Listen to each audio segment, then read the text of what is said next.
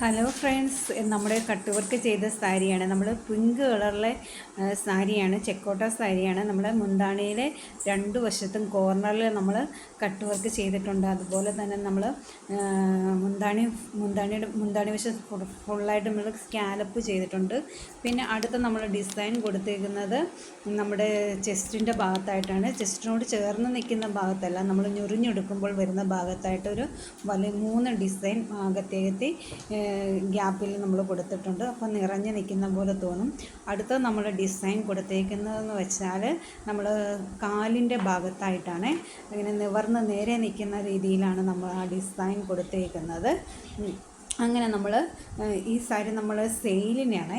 നമ്മൾ ഒരു 2500 നമ്മൾ ഇതിന് റേറ്റ് ഇട്ടേക്കുന്നത്. അപ്പോൾ താല്പര്യമുള്ളവർ വേഗം തന്നെ നമ്മൾ കൊടുത്തേക്കുന്ന വാട്സപ്പ് നമ്പറിൽ